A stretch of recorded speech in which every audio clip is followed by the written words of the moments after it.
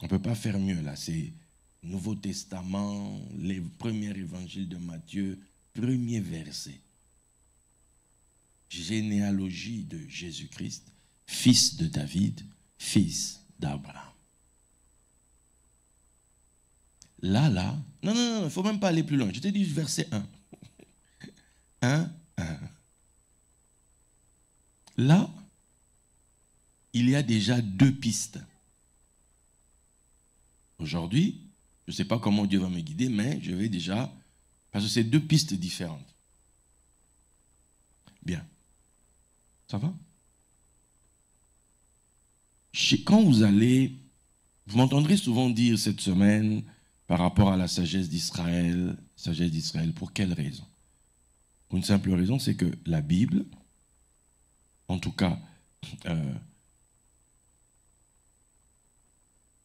tout l'Ancien Testament, toute cette partie, parce que l'Évangile c'est là, toute cette partie, c'est la partie d'Israël. Tout ça c'est Israël en fait. Et si on ne comprend pas ce que eux comprennent, on sera dans le flou total ici. Puisqu'il est dit que la fin de la loi, c'est Christ. Quand on dit fin, ce n'est pas que la cessation, non. Objectif, finalité, but à atteindre. La finalité de la loi. La loi ici, c'est la Torah. Torah, c'est les 5 premiers livres de ta Bible. Ça, c'est des choses techniques. Ok? Pendant la semaine, je me dis que les gens qui viennent dans la semaine, c'est des gens qui en veulent. Ceux qui ne viennent que les dimanches, pour moi, ce sont des gens qui viennent pour voir qu'est-ce qu'on a. Ils viennent prendre quelque chose et puis ils partent. Mais les gens qui reviennent la semaine, c'est des gens qui ont en eux un feu qui brûle. Donc je me dois de vous donner des éléments. Amen. Donc, avec Israël comme racine de notre foi, même quand tu lis Matthieu, comment on appelle, Marc, Luc, mais ce n'est pas des Français. En fait, Matthieu, c'est Mathiaou. Ça n'a rien à voir. Hein? C'est des juifs, ces gens-là. Donc, on tient dans nos mains un livre juif. Mais les événements politiques ont fait que, dans notre esprit, on s'est coupé d'eux. On se dit qu'on n'a pas besoin d'eux. Pourtant, c'est leur livre. D'où, eux, ils nous regardent.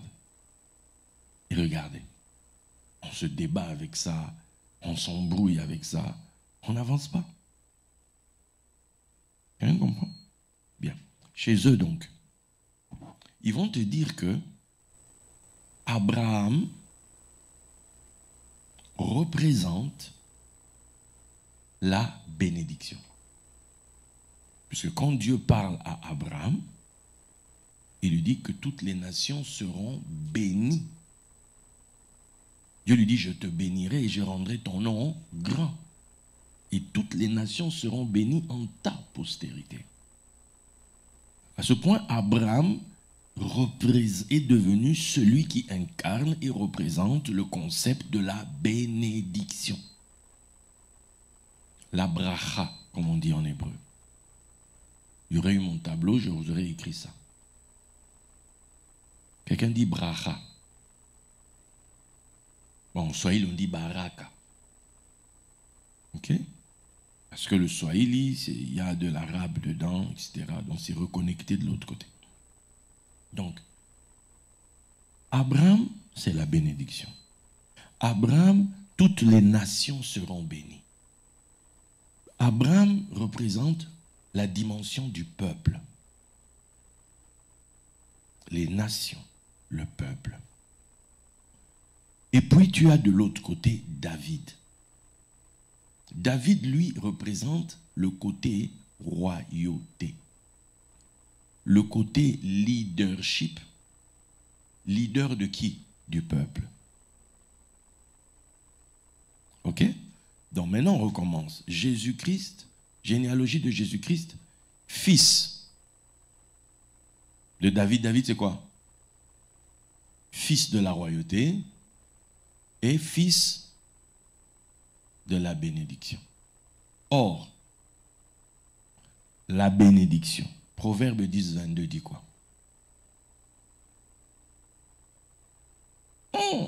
Maman, maman, est-ce qu'on peut acclamer pour maman? C'est très bien, maman, il faut continuer comme ça. Donc, c'est la bénédiction de l'Éternel qui... Donc, Abraham est lié à la bénédiction. Et donc, à quoi? À la richesse. Donc, généalogie de Jésus-Christ. Fils de David. Donc, or, toujours là-bas, on te donne des clés, on te dit, quand on dit que quelqu'un est fils de, ça signifie qu'il partage la même nature. Quand on dit, lui, il est le fils de Dieu, ça dit qu'il y a du Dieu en lui. Il est Dieu avec Dieu. Il est fils de Dieu. Il est issu de Dieu. Donc, il est Dieu. Au Lingala, on aime cette expression qui dit « Moi, Nkoi, Aza Nkoi ». Nkoi, c'est quoi? C'est le léopard, non? Nkoi, c'est lion. Et léopard, c'est quoi? Nkosi, c'est lion. Nkoi, c'est léopard. Vous voulez m'embrouiller, les amis? Tu vois? Donc, le fils du léopard est léopard. Le fils de Dieu est... Oh, on est dans une école là. Donc, maintenant, quand on dit qu'il est fils de David, ça signifie qu'il est quoi lui-même? Il est David. Fils de la royauté, ça signifie qu'il est roi. Fils d'Abraham, c'est fils de la baie. Donc, il est lui-même quoi? Ok? Donc, on a ces deux levels.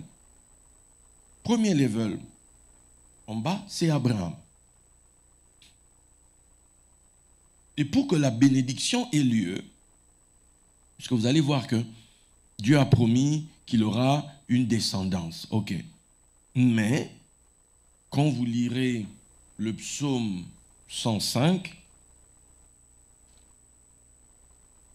psaume 105, verset, je commence au verset 9. L'alliance qu'il a traitée avec Abraham et le serment qu'il a fait à Isaac, on continue. Il a érigé pour Jacob en loi, pour Israël en alliance éternelle, on continue. Disant, je te donnerai le pays de Canaan comme héritage qui vous est échu, on continue. Ils étaient alors peu nombreux, très peu nombreux et étrangers dans le pays. On s'arrête là une seconde. Dieu fait une promesse à Abraham. Dieu dit qu'il va leur donner un territoire. Mais le territoire a une superficie. Mais eux ne sont pas encore au level, au niveau du territoire. On dit qu'ils sont encore peu nombreux. Donc, on doit les multiplier. Ils doivent devenir plus nombreux. Donc, avec Abraham, réside donc toute cette dimension où un peuple doit devenir nombreux, doit devenir grand. Un peuple doit s'accroître. Donc on dit, toutes les nations seront bénies en ta postérité. Les nations. Donc, quand toi, tu as cru en Jésus, il y a donc en toi du Abraham. Ok? Il y a en toi du Abraham. Donc, la nation d'où tu viens, ta nation, au travers de toi, a une chance d'être riche. Puisque toutes les nations seront. Or, la bénédiction de l'Éternel fait quoi? Donc, chacun d'entre vous qui reçoit Jésus, reçoit donc une portion, une part d'expression de la bénédiction de l'Éternel. Donc, elle est censée apparaître au travers chacun d'entre vous d'une certaine manière. Croire en Jésus ne signifie pas que vous devez rester des pauvres. Croire en Jésus ne signifie pas que vous devez rester des petits. Croire en Jésus ne signifie pas que tous vous allez être des pasteurs, que tous vous allez être des prophètes, que tous vous allez être des apôtres. Non, non, non, non, non, non. Non. Croire en Jésus, au niveau Abraham, c'est, puisque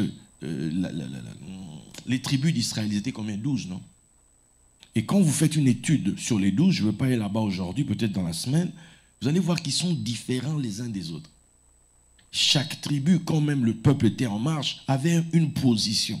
Certains étaient à l'est, d'autres étaient à l'ouest, d'autres étaient au nord, d'autres étaient au sud. Il y avait ceux qui étaient l'avant-garde et puis il y avait ceux qui étaient l'arrière-garde. Chacun d'eux avait un rôle, en fait. On parle par exemple des fils d'Issachar. Les fils d'Issachar, c'est les gens, les scientifiques, on va les appeler comme ça. Étaient les gens qui savaient lire le temps, c'est-à-dire le côté météo, le côté astronome, c'est-à-dire qu'ils savaient étudier la position des étoiles, la position de ceci, le vent, tout ça, pour dire maintenant il faut faire ça, maintenant il faut faire ceci. C'était des scientifiques. Les fils d'Issachar traitaient avec les fils de Zabulon. Ils marchaient ensemble parce que les fils d'Issachar c'était des étudiants de la Torah, des gens qui passaient le temps dans l'étude. Ils ne pouvaient pas faire autre chose. Alors il fallait être en alliance avec Zabulon, la tribu de Zabulon, qui eux, c'était des commerçants. Eux, c'était des commerçants, eux, ils allaient, ils voyageaient, ils faisaient du commerce. Et ce qu'ils gagnaient, ils apportaient une partie, ils donnaient aux fils d'Issachar. Parce que les fils d'Issachar devaient aussi vivre. Et eux, qu'est-ce qu'ils faisaient? Ils donnaient aux fils de Zabulon aussi d'avoir part à la sagesse, aux découvertes qu'ils avaient fait en connaissance. Ils transmettaient aussi aux fils de Zabulon. Chacun. Tu avais d'autres tribus, par exemple Éphraïm. Éphraïm, c'était les grands du peuple, la tribu la plus nombreuse, la tribu de la fécondité, les fils de Joseph, ceux à qui on a transmis la bénédiction de Jacob de multiplication, c'était chez Éphraïm, la double portion, c'est-à-dire double fructification en fait. Ils fructifiaient, ils multipliaient. Et puis il y avait d'autres tribus, et puis eux ils étaient aussi des riches, des grands du peuple. Mais il y avait encore d'autres tribus où c'était plus spécial. Ceux qui étaient vers le nord, on dit que dans le nord se trouve l'or. En fait, chaque tribu avait sa particularité. Et puis il y avait la tribu qui était les Lévites. Les Lévites c'était les prêtres. Eux n'avaient aucune part sur la terre. Vous voyez, de toutes ces tribus, il n'y en avait qu'une qui n'avaient pas de part aux choses de la terre. Eux, ils dépendaient de la foi des autres dans le Dieu de leur père, qui leur a dit que les Lévites sont mis à part, je vais parler de ça tout à l'heure, pour votre bénédiction à vous. D'où ils apportaient aux Lévites le fruit de leur travail, leur dîme. Mais les autres, si on doit appliquer ça aujourd'hui, peut-être qu'il y a certains parmi vous qui vont être des grands médecins. D'autres parmi vous qui vont être des grands chercheurs, qui vont faire des grandes découvertes, qui vont faire des grandes études, qui vont avoir des masters de ceci, qui vont avoir des doctorats de cela. Il n'y a pas de limite en fait. Parce que pour qu'une nation prospère, il faut qu'elle ait des intellectuels. Il faut qu'elle ait des gens qui ont la tête. Des gens qui vont savoir que dans notre pays, on a découvert tel produit. Nos femmes, par exemple, s'abîment la peau parce qu'elles utilisent tel produit. Dans ce produit, il y a autant de pH, il y a autant de ceci, tout ça. Non, non, non. On a découvert pour que la peau soit bien, il faut plutôt utiliser tel produit plutôt que ça. D'ailleurs, on découvre ça, il y a tel arbre qui produit ça. Qui va nous dire ça? Qui va nous dire ça? Tel produit, au final, ça produit des cancers, ça produit ceci, ça produit cela. Mais si on fait plutôt comme ça, ça fera comme ça. Mais il faut qu'on ait des enfants qui sont allés à l'école. Qui m'écoute?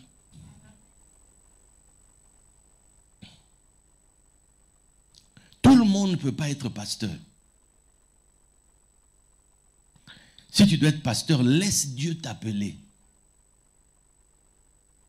Mais toi, écoute ce que l'Esprit met dans ton cœur. Quelle est la chose pour laquelle ton cœur vibre? Quelle est la chose qui t'interpelle? Prie le Seigneur. Seigneur, moi, ma portion parmi mon peuple, c'est quoi?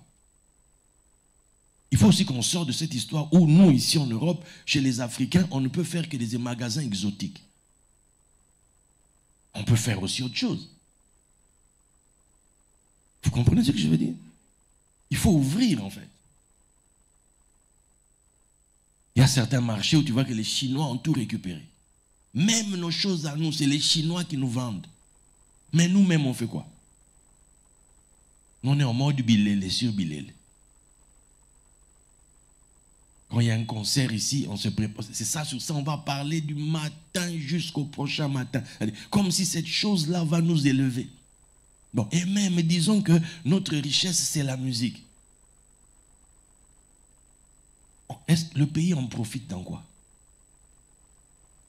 Les musiciens eux-mêmes, est-ce qu'ils vivent bien de ça?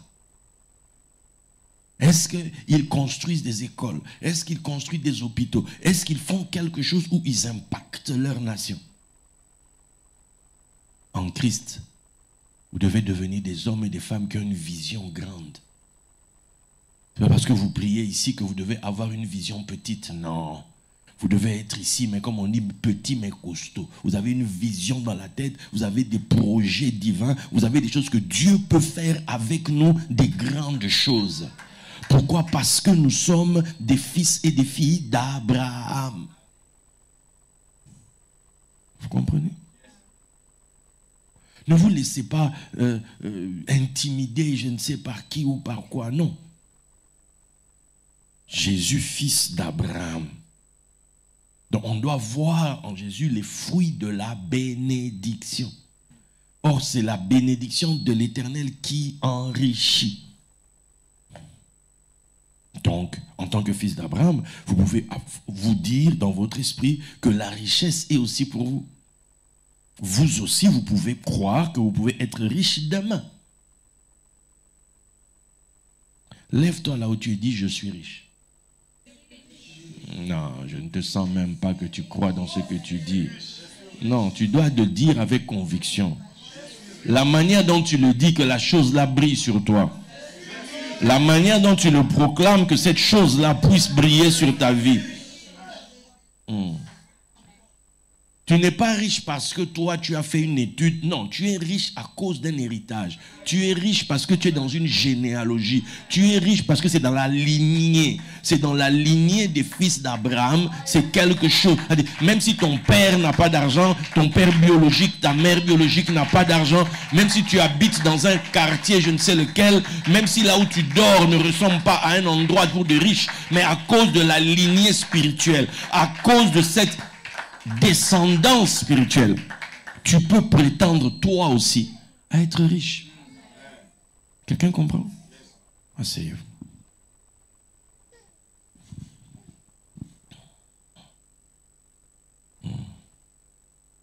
Ça c'est, on est dans Abraham là. On est dans Abraham.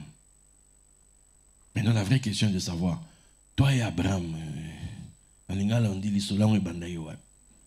Comment toi tu peux parler d'Abraham? Toi tu es ici, là, toi tu es un Congolais ou une Angolaise ou je ne sais. Tu parles d'Abraham, pourquoi?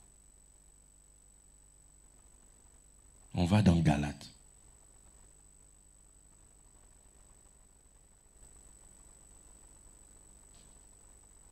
Galates 3, verset 7. Galates 3, 7. Reconnaissez donc que ce sont ceux qui ont la foi, qui sont fils d'Abraham. Tu es fils d'Abraham. Pourquoi? Parce que tu as la foi. Quand on dit que ce sont ceux-là, on a dit que des gens de quel pays? Il n'y a pas de problème, ma chérie. On veut danser avec toi, mais tout à l'heure.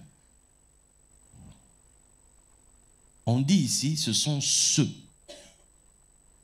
On n'a pas dit parce qu'il est congolais, on n'a pas dit parce qu'il est camerounais, parce qu'il est... Non. Que ce sont ceux. On n'a pas dit parce qu'il prie à Vénitieux, parce qu'il prie dans telle église, parce qu'il est de telle communauté, parce qu'il est de telle, comment on appelle ça, dénomination. Non, non, non, non. Et fils d'Abraham, ceux qui ont la foi. Alors le gars qui a la foi peut être n'importe où sur la terre. Il peut même être chez nos amis qui sont de ce côté ici derrière. Là. D'ailleurs, eux-mêmes dans la chair, ils sont des descendants du fils aîné d'Abraham. Donc il faut les craindre de ce côté-là. Vous comprenez? Donc, il faut tout te poser la question, le gars qui est en face de moi, il a la foi ou pas? Il a la foi ou pas? La personne qui est assise à côté de moi à l'église, elle a la foi ou pas? Et fils d'Abraham, quiconque a la foi. Ok. Vous voulez qu'on pousse un peu là-bas? Maintenant, la vraie question est celle-ci. C'est quoi la foi? C'est ça la question à je ne sais pas combien de milliards. Continue, maman.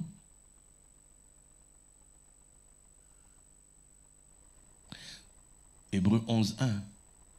La foi est une ferme assurance des choses qu'on espère, la démonstration de celles qu'on ne voit pas. Ok? Ça, c'est la définition que tout le monde connaît. Ok. La foi est une ferme assurance. Cette expression, la ferme assurance, dans le terme grec, c'est l'image du parquet, là. Là où vous posez vos pieds. Ok?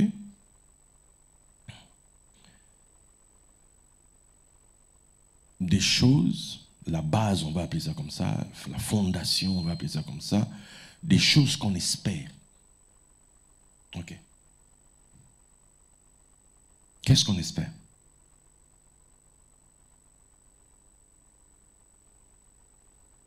Réfléchissez.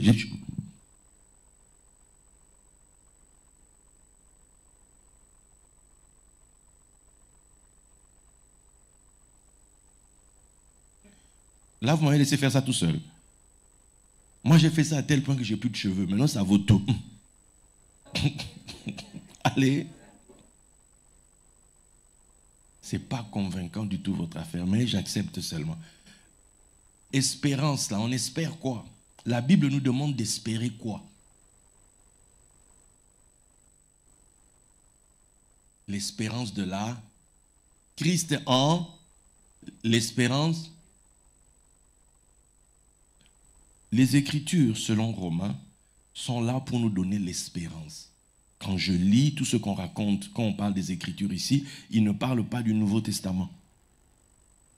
Parce qu'au moment où on écrit ça, le Nouveau Testament n'existe pas. Quand on parle des Écritures, on te parle de la Torah. Jésus lui-même dit, commençant par Moïse, les prophètes et les psaumes. Il leur dit ce qui le concernait dans les Écritures. Torah, c'est les 5 premiers livres de la Bible. Genèse jusqu'à Deutéronome. Les prophètes, ça commence avec Josué. Il y a 8 livres de prophètes. Tu as Josué, tu as les juges, tu as 1 Samuel et 2 Samuel, ça fait un livre chez les Juifs. Tu as 1 roi et 2 rois, ça fait un livre. Tu as, après ça, tu as Ésaïe, les 3 grands prophètes, Ésaïe, Jérémie et Ézéchiel. Après, tu as ce qu'on appelle les 12 prophètes. C'est un seul rouleau. Les 12 petits prophètes, les Abdias, les Osée, tout ça. Il y en a 12. Quand tu totalises, ça fait 8 livres. Après, il te reste 11 autres livres. Le plus grand s'appelle c'est les psaumes. Voilà pourquoi on appelle cette partie les psaumes aussi. Donc, ça te fait Torah, T, Nevim, prophète, N, et puis les autres livres, on appelle ça Ketuvim, K, dans ce qu'on appelle le Tanakh. Et pour les Juifs, les Saintes Écritures, c'est le Tanakh. Donc, quand on te dit ici que les Écritures, on te parle du Tanakh, Et dans le Tanakh, il y a 24 livres. Voilà pourquoi Apocalypse vous présente 24 vieillards.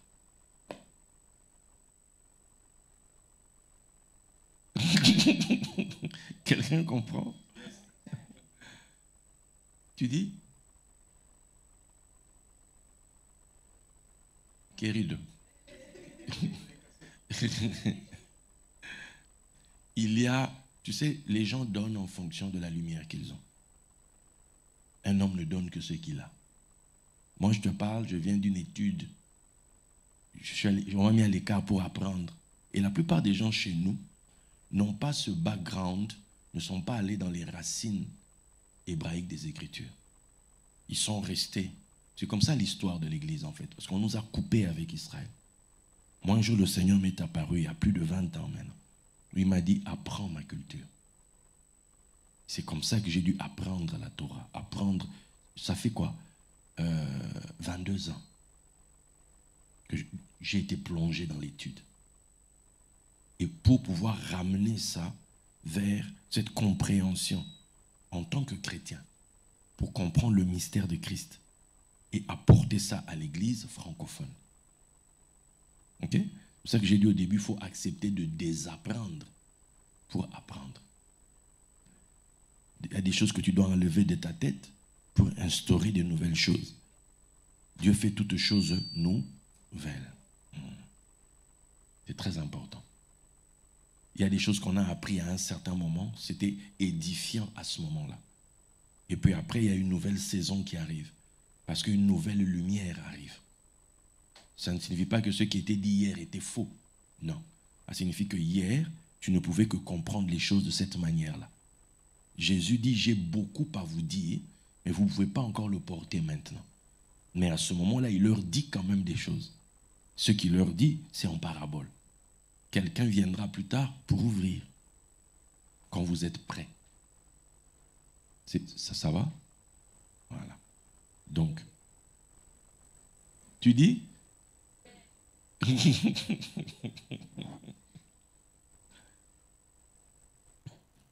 Où en étais-je? L'espérance. Ok?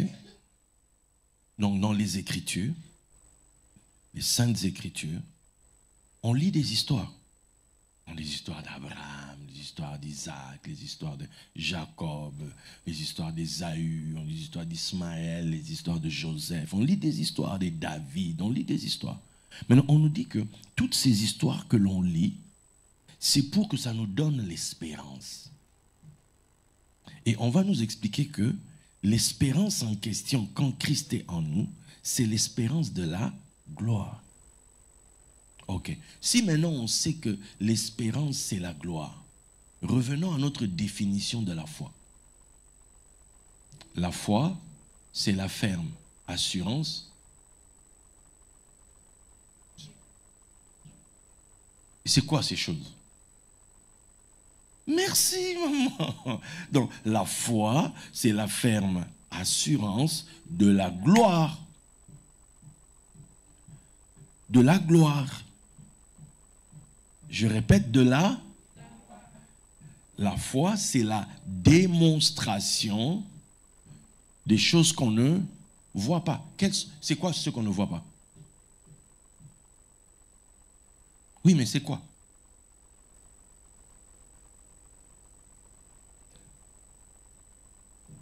Allons dans les Écritures, hein? C'est mieux. Ça va vous donner des bases. Dans vous révolutionner, vous... Ah! Romains 8. Romains 8, 24. Romains 8, 24. Tiens, on passe le temps alors qu'on pourrait réfléchir. Car c'est en espérance que nous sommes. Or, ce qu'on voit. On continue.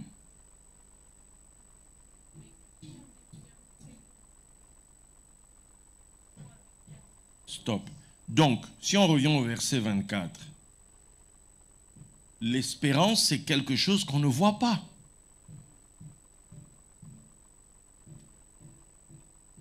Vous êtes là, mes amis? l'espérance, c'est quelque chose qu'on ne voit pas. Donc quand on me dit Christ en moi, l'espérance de la gloire, ça signifie quoi? Parce que Christ en vous, est-ce qu'on le voit? Donc, Christ en moi, c'est la gloire qu'on ne voit pas. La foi, c'est la ferme assurance, c'est l'appui, c'est le fondement de ce que j'espère. Donc, de ce que je ne vois pas, de la gloire que je ne vois pas. La foi, c'est la ferme assurance, c'est la base, c'est l'appui de cette gloire que je ne vois pas encore. Ça, c'est la première étape. Et la deuxième étape, la foi, c'est la démonstration. Cette fois-ci, ce qu'on ne voyait pas doit être... C'est la démonstration de ce que je ne vois pas. Qu'est-ce que je ne vois pas? Qui est l'espérance. Vous voyez? Donc, souvent les gens confondent foi et espérance. Ils pensent que c'est la même chose. En lingala, espérance, c'est elikia. Foi, c'est condiment. C'est deux choses différentes. Maintenant, on nous explique que, d'une certaine manière, que pour qu'il y ait foi, il faut déjà qu'il y ait les... Non, puisque condiment, c'est foi. Il faut déjà qu'il y ait l'espérance, puisque la foi va aller puiser dans ton espérance, en fait. Puisque la foi, c'est la ferme assurance. Puisque l'espérance est instable. L'espérance, ça n'a pas d'appui. L'espérance est invisible. L'espérance, je ne la vois pas. J'espère. Frère, comment? Bien-aimé, on espère seulement. Tu souffres. Dieu va faire. Dieu va faire. Oui, mais ça, c'est l'espérance. L'espérance te fait attendre. Nous l'attendons avec persévérance. L'espérance fait que je ne me laisse pas abattre la nuit, même si c'est dur, mais je sais qu'un jour, Dieu va faire. Un jour, Dieu va faire. Un jour, mais je ne sais pas quand, je ne sais pas comment, je ne sais rien, mais je garde l'espoir. Je garde l'espérance. Donc, tu ne peux ne pas encore avoir la foi. Mais tu as l'espérance. Je lis les Écritures seulement. L'histoire que je lis, ce que je lis là, crée en moi quelque chose. L'espérance. Mais ce n'est pas encore la foi. Beaucoup de gens confondent maintenant foi et espérance. Bien-aimé, toi tu crois en Dieu? Oui, non, tu espères en Dieu.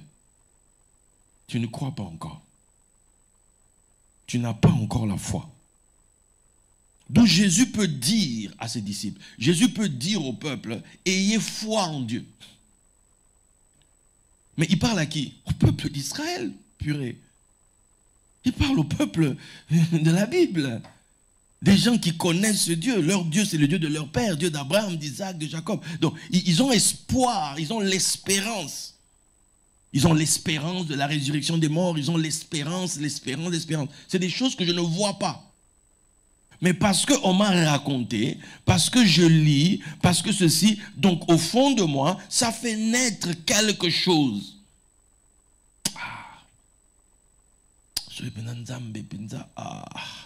Si vraiment Dieu pouvait... Ça c'est j'espère. Mais, tu n'es pas encore fils d'Abraham. Tu n'es pas fils d'Abraham parce que tu as l'espérance. Tu es fils d'Abraham quand la foi arrive. Tant que tu as l'espérance, tu ne peux pas encore dire l'héritage. Tu ne peux pas encore dire, moi, ma part, c'est ça. Tu n'es même pas encore dans la famille. Tu tournes autour. Tu attends quelque chose. En fait, quand tu as l'espérance, tu deviens comme une femme. C'est pour ça que Naomi a dit, si j'avais l'espérance que cette nuit même, un homme vient, que dans 9 mois, j'aurai un enfant, est-ce que tu l'attendrais? Quand elle pose la question à Ruth.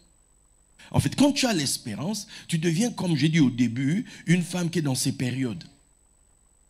Il y a, peut-être que là, il y a quelque chose qu'on peut faire avec toi, parce que l'espérance est présente.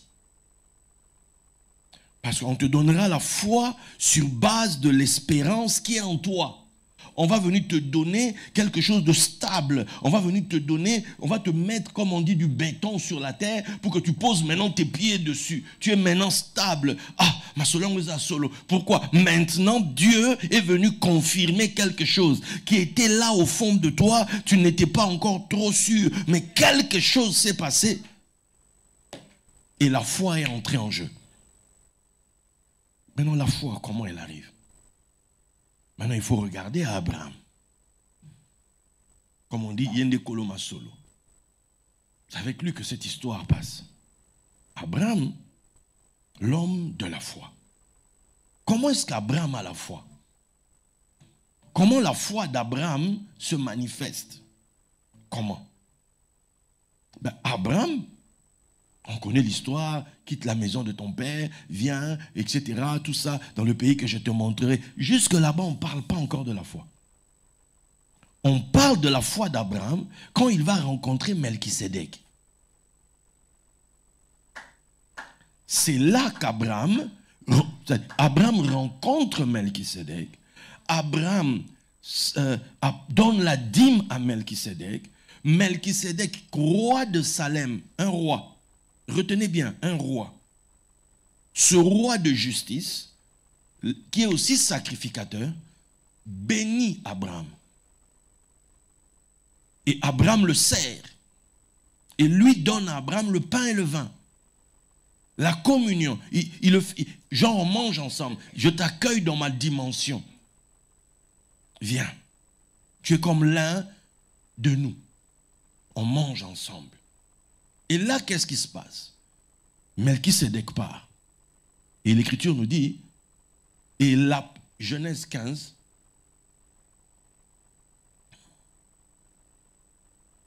ça va jusque-là? J'espère qu'en ligne, ça va aussi. J'espère qu'ils sont édifiés là où ils sont. Genèse 15, ma chère. Commence verset 1. Après ces événements, quel événement? La rencontre avec Melchisédek. La parole de l'Éternel fut adressée à Abraham dans une vision. Quelqu'un dit dans une vision. Et il dit, Abraham, ne crains point, je suis ton bouclier, et ta récompense sera très grande. Continue. Abraham répondit, Seigneur éternel, que me donneras-tu? Je m'en vais sans enfant. Et l'héritier de ma maison, c'est Eliezer de Damas. On stoppe un peu là. Quand Dieu dit à Abraham, recommence s'il te plaît. Voilà. Je suis ton bouclier, ta récompense sera très grande. En fait, quand tu lis, quand les sages d'Israël te le disent, ils disent qu'en fait que Dieu vient de lui dire ceci. Il vient de dire que je veux te rendre riche à un point que tu n'imagines même pas. Pour quelle raison? Parce que Abraham a eu accès aux richesses des nations et il est venu donner la dîme de tout. C'est-à-dire la dîme de toutes les richesses du monde. C'est comme ça que c'est expliqué. Hein? Et il donne ça et à Melchisédek. Or, ok, vous devez comprendre quelque chose. La première fois qu'Abraham a l'argent, que l'argent s'invite dans la vie d'Abraham, c'est où? Genèse 13.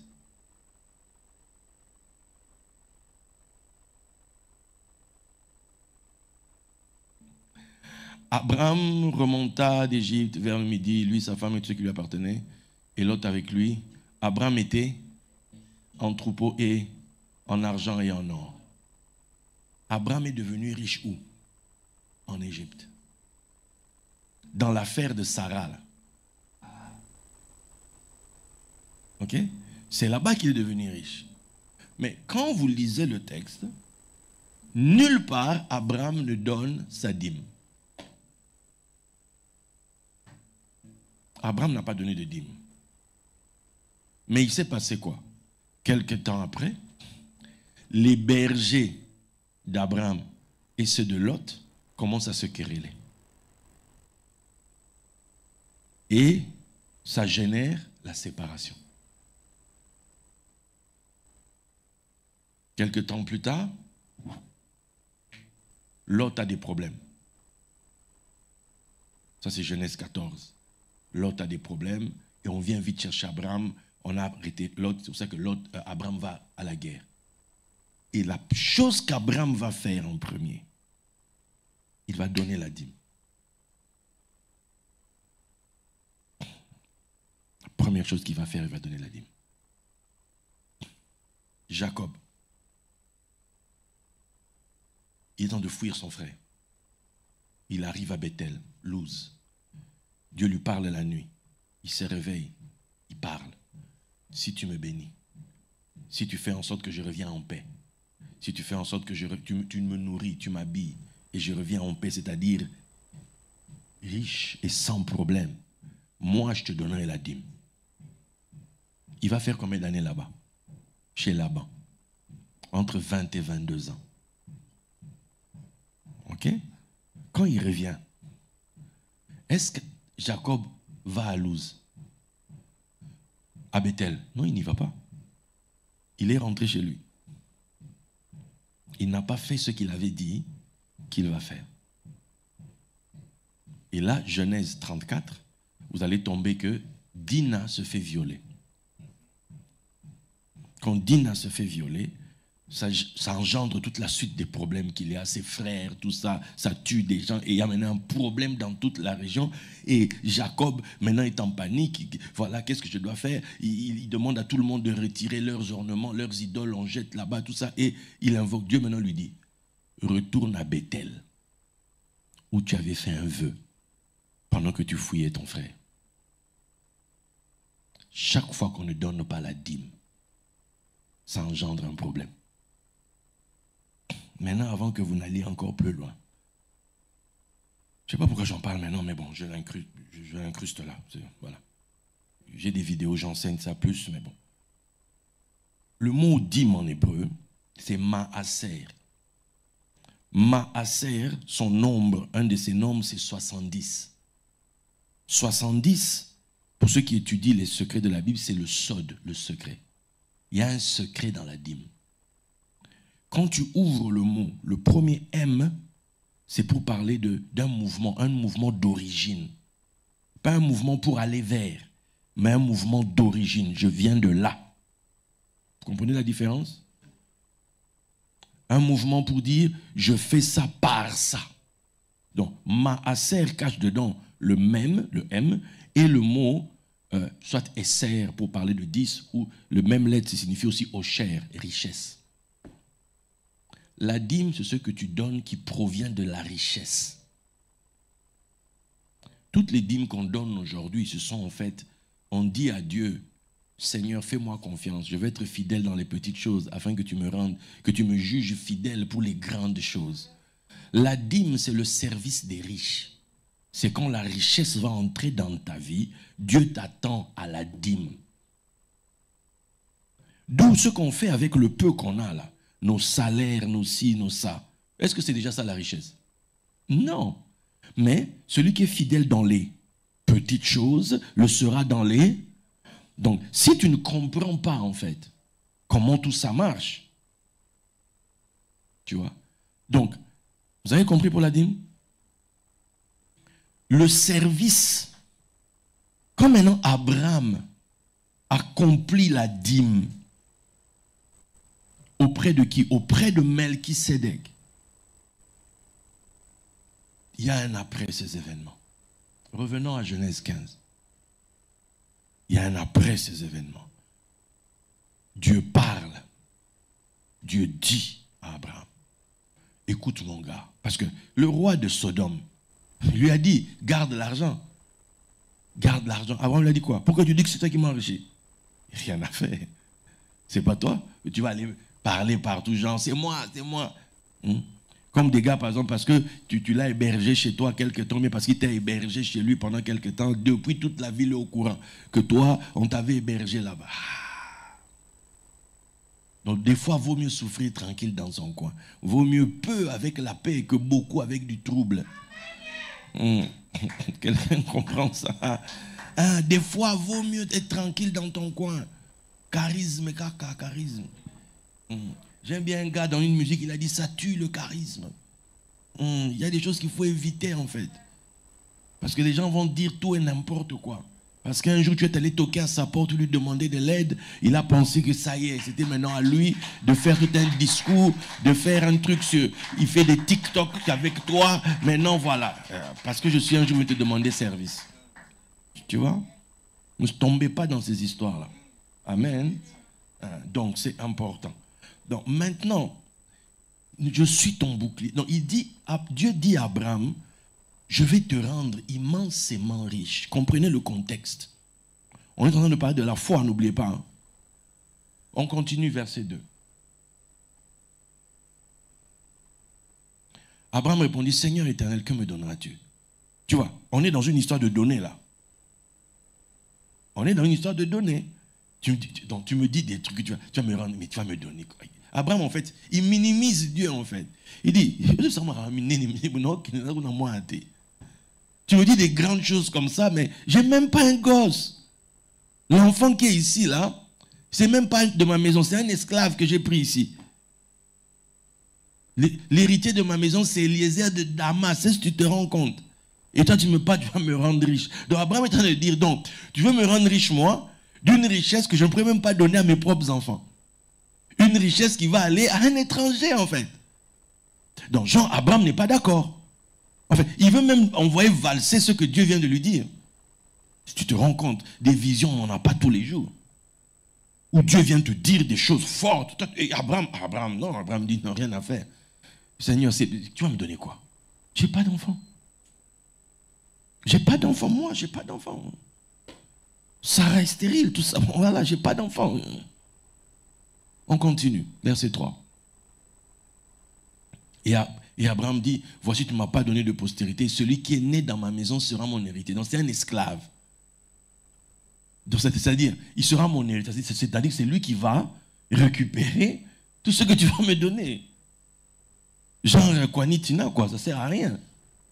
Garde ton truc à la limite, quoi. Parce que ce ne sera pas moi, ce ne sera pas mon sang.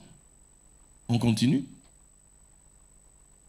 Alors la parole de l'Éternel lui fut adressée ainsi. Ce n'est pas lui qui sera ton héritier, mais c'est celui qui sortira de tes entrailles qui sera ton héritier. Pourquoi Dieu lui dit ça? Dieu lui dit ça pour le rassurer. Dieu lui dit ça pour qu'il accepte la parole qu'il lui a dit juste avant. Que je suis ton bouclier, ta récompense sera très grande. Chose qu'Abraham rejette parce qu'il n'a pas de descendance. Donc Dieu veut le rassurer, Dieu veut lui confirmer, Dieu veut lui dire d'une certaine manière, accepte ce que je viens de te dire parce que tu vas avoir une descendance. On continue. Et après l'avoir conduit dehors, il dit, regarde vers le ciel et compte les étoiles si tu peux les compter. Et il lui dit, telle sera ta postérité. On continue. Abraham eut confiance en l'Éternel, qui le lui imputa à justice. C'est ici qu'on parle de la foi d'Abraham. C'est ici. La foi d'Abraham repose là. Le fameux eut confiance. Abraham eut foi en Dieu. Pourquoi Abraham a eu foi en Dieu? Il a eu foi en Dieu sur base de quoi? Il a eu fait confiance à Dieu sur quoi? Dites-moi. Sinon, je vous fais faire encore le cerveau. Là.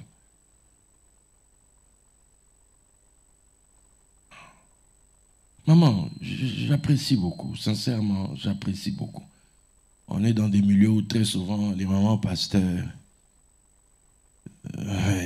mais toi, tu as une bonne sémence, c'est très bien. Ouais, c'est très bien. J'apprécie. J'apprécie. Tu es d'une bonne lignée. C'est très bien.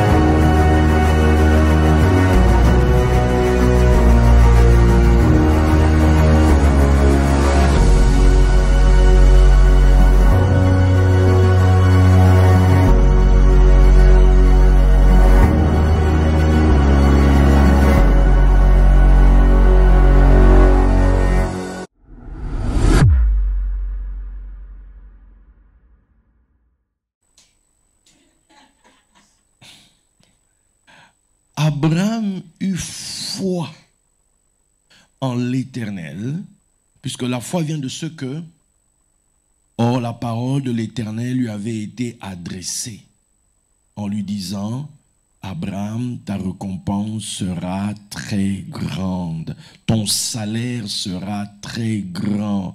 Abraham, je suis ton bouclier. La discussion qu'il y a, les histoires des fils d'Abraham, là, c'est une discussion. C'est une négociation. L'emphase n'est pas là-bas. La plupart de Abraham a eu foi en Dieu. Dieu lui a donné plein d'enfants. Ce n'était pas de ça dont il s'agissait. L'histoire des enfants, c'est parce que Dieu veut venir convaincre Abraham de croire que ce qu'il va faire pour lui, que Abraham croit ces choses-là. C'est pour ça que Dieu lui parle des enfants, en fait. Et quand Dieu lui montre les étoiles, il essaye de les compter. Telle sera ta postérité. Vous vous rendez compte? Si on te dit que ta descendance, c'est toutes les étoiles du ciel, alors ta richesse est comment? Vous vous rendez compte? Ta richesse est énorme. Mettons ne fût-ce que 1 euro sur une étoile. Mettons 1 euro sur une étoile. Quand tu sais qu'il y a des myriades et des myriades d'étoiles, ne fût-ce que dans une seule galaxie. Et des galaxies, il y a des myriades et des myriades de galaxies. On a combien d'étoiles? Et là encore, on n'a même pas fini de compter. Parce qu'on compte les étoiles en fonction du fait qu'on les voie. Et on peut voir les étoiles à cause du type de lunettes que les astronomes découvrent ici, qui permettent de regarder vers le ciel et on découvre des choses. Mais tant qu'on n'a pas les bonnes lunettes, on ne peut pas voir. On ne sait pas qu'il y a. Donc, est-ce que... Maintenant, Dieu dit, regarde. Il dit, plus tu vas découvrir, plus encore tu vas comprendre la dimension de ce que je te donne. Alors, quand vous dites que vous êtes fils d'Abraham et que vous ne croyez pas en la richesse, vous êtes des pécheurs. Vous êtes des pécheurs en fait. Parce que votre Bible, quand elle parle de la foi, ça vient du fait que Dieu a parlé à un homme en disant, je vais te rendre immensément riche. Cet homme a voulu expliquer à Dieu que, c'est pas qu'il était contre la richesse, c'était le fait qu'il était, il était un peu égoïste quand même. Tu vas me donner à moi, j'ai même pas d'enfant. Le gars qui est ici, là, c'est même pas mon fils. Pourquoi tu vas me donner tout ça? Pourquoi tu vas me donner tout ça? J'ai même pas de fils. Dieu dit, rassure-toi. Pour te montrer à quel point Dieu veut réellement lui donner, Dieu règle le problème. Dieu dit maintenant, pour que ça te rassure, regarde ta postérité, comment elle sera. Et quand on levait les yeux vers le ciel, d'un point de vue spirituel, on vous voyait vous aussi. On vous voyez vous aussi en tant que descendance d'Abraham. C'est-à-dire tous ceux-là qui ont la foi. Reconnaissez que ce sont ceux qui ont la foi qui sont fils d'Abraham, qui sont postérité d'Abraham. Reconnaissez. C'est ce qu'on a lu dans Galates, oui ou non? On a lu ça dans Galates 3:7. Reconnaissez que ce sont ceux qui ont la foi qui sont fils d'Abraham. Abraham a eu quel type de foi?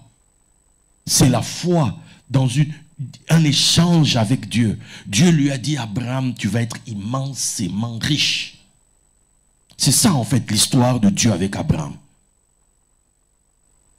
Donc, si tu es un fils d'Abraham, ça signifie que tu es quelqu'un qui a aussi la foi. Et la foi, c'est la ferme assurance. Imaginons, quelqu'un te dit, je te donnerai de l'argent, je te donnerai. Il te dit toujours, je te donnerai, mais tu sais, c'est pas clair. Et puis un jour, il débarque chez toi, il prend un chèque, et puis il écrit. Il met un montant sur ce chèque, et puis il signe, et puis il te donne. À ce moment-là, est-ce que tu as déjà l'argent? Tu ne l'as pas encore. Il t'a donné juste un chèque. Mais pour lui, le chèque, c'est la ferme. C'est maintenant un appui sur lequel toi, tu peux te poser en te disant, en fait, ces choses dont il me parle souvent, c'est donc vrai. Puisqu'aujourd'hui, j'ai un chèque dans les mains. Maintenant, le combat de la foi, ça va être quoi? Qu'elle va te dire, rien, c'est un chèque en blanc, mon cher.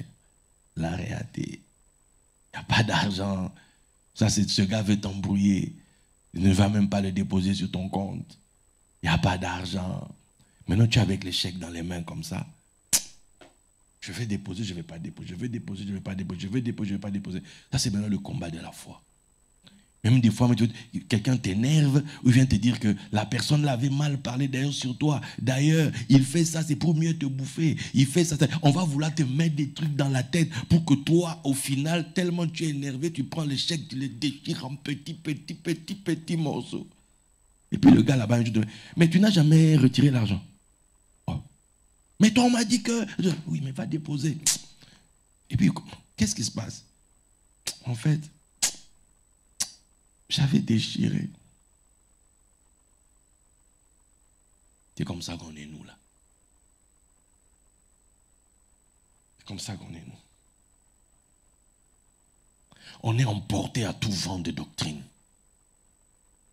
Un gars va sortir là-bas, qui t'attrape à minuit sur un réseau social, ou bien un gars qui va sortir, ma soeur, je vois, et tu es parti dans une embrouille, etc., etc. En fait, ta vie ne se construit pas, en fait.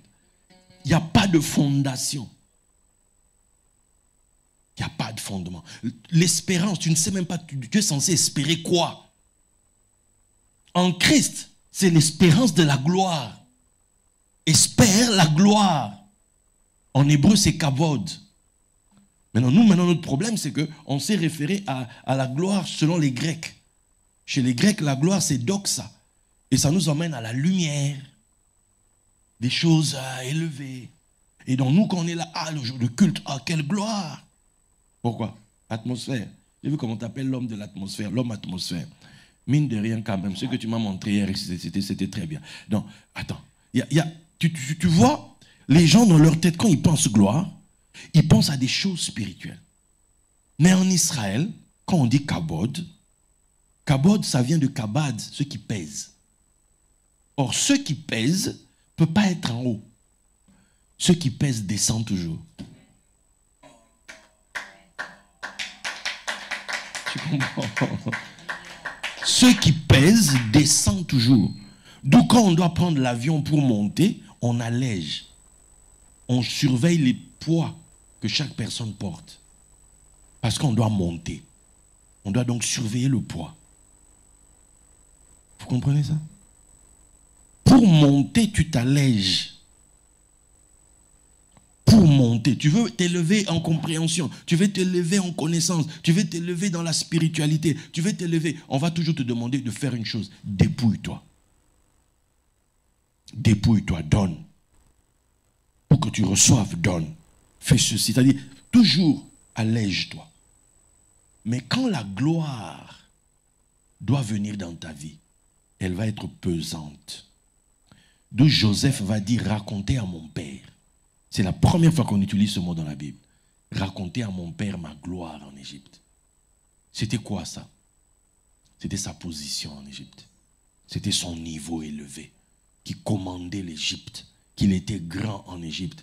Et pour preuve, il a envoyé des chars, il a envoyé des biens, il a envoyé des choses qu'on aille montrer à son père. Effectivement, Joseph règne en Égypte. Le kavod, la gloire.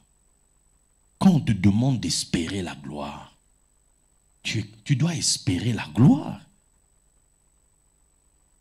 Tu dois espérer la gloire. Puisque la foi, c'est quelque chose qu'on va venir te donner sur base de l'espérance qui existe déjà en toi.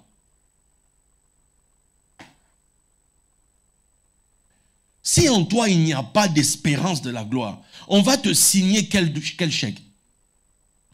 En fait, le chèque en question là, c'est une monnaie. Chaque monnaie, hein, il y a l'euro, il y a le dollar, il y a ceci, voilà. Donc ton espérance qu'on va te donner dépend de quoi? Du type d'espérance qui est en toi. La gloire qu'on va te donner dépend du type d'espérance qui est en toi. Tu espères quoi? Tu espères quoi? Il y a des gens ici pour eux, prenons l'expression consacrée en lingala, kobonganavi, être bien, c'est avoir un appartement en Europe. Oh, qui nous quitte bandé. Ça, c'est pas de la sorcellerie. Comment tu peux être limité comme ça? Pour ça, tu n'as pas besoin de Dieu. Le païen qui est là, le gars qui a une culture européenne ici, les jeunes gens, quand il a son diplôme et un bon boulot, donc tel que c'était, peut-être ça va changer aujourd'hui, mais à une époque, c'était qu'ils vont aller voir leur banquier, le banquier, on va leur faire un prêt parce qu'il a son CDI, etc. Et puis il va avoir soit une maison, soit un appartement, et il va payer au fur et à mesure. Donc pour eux, c'était hyper important d'avoir son boulot. Il fallait préserver son boulot parce que c'était le boulot qui faisait que tu payes tes traites, tu payes ceci, tu payes cela. Ça, tu n'as pas besoin de Dieu pour penser comme ça. Culturellement, ils pensent déjà comme ça. Mais on te parle ici de gloire. Mon père spirituel est allé à Dubaï pour la première fois. Il n'y a pas longtemps là. Alors je l'attrape au téléphone. Il me dit, Alain, je te dis, nana méchant. Je suis fâché. Je dis pourquoi? Il dit, mais est-ce que dans notre pays, en fait, est-ce qu'on prie vraiment? Il dit, ce n'est pas possible. Il était, c'est-à-dire, heureusement que c'est quelqu'un qui est dans la foi depuis des années, etc. Mais ça, c'est le genre de choses qu'il dit, non, moi, je deviens... Attends, pourquoi? Il dit, ce n'est pas possible. Eux, on dit qu'ils n'ont pas Dieu. C'est comme ça que nous, on dit qu'eux n'ont pas Dieu. Mais pourquoi Dubaï nous fait rêver? Pourquoi? C'est même mieux qu'ici. Nikili Kotamai.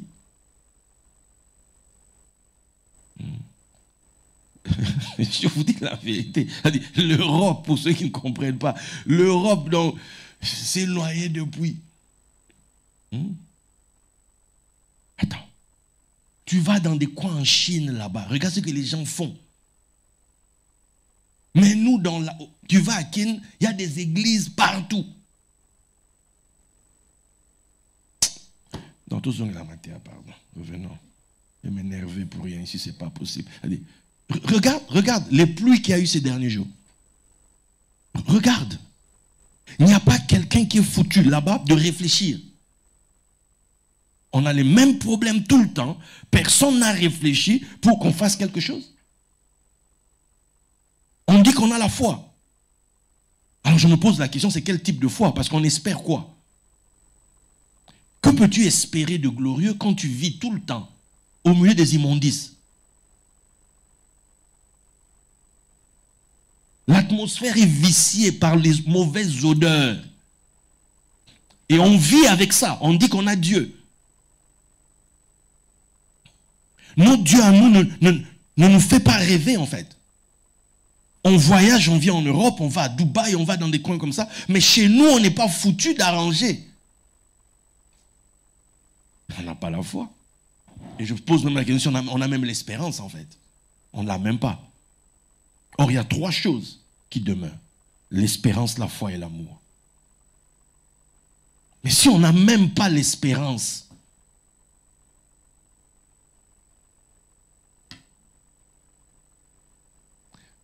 moi, quand je viens ici, je voudrais vraiment vous transmettre quelque chose. J'aimerais vraiment que vous preniez le temps de réfléchir. Parce que quand vous comprenez quelque chose, que ça va commencer à produire en vous. Je crois que Dieu vous a fait avec une intelligence. Je crois que Dieu vous a doté d'une capacité de réflexion. Je crois ça. Mais vous devez réfléchir et prendre les bonnes décisions. L'espérance, je dois espérer la gloire. On est cité des restaurations, ok. Alors nous, on va restaurer les mentalités des gens. On va restaurer la foi des gens. On va rebâtir là où les gens ont détruit. On va redresser les véritables colonnes de Dieu. On va restaurer l'espérance dans les gens. On va redonner aux gens la foi, c'est quoi? On va amener les gens à vivre ça au quotidien. C'est ça votre job. Vous êtes cité des restaurations. Posez-vous la question, on doit restaurer quoi? Tu vois? Il y a déjà ce problème. On dit soyez transformés par le renouvellement de l'intelligence. Il y a déjà une intelligence qui est totalement obscurcie. C'est-à-dire que les gens ne savent plus qu'est-ce qu'ils font, où ils vont. Ils ne savent pas.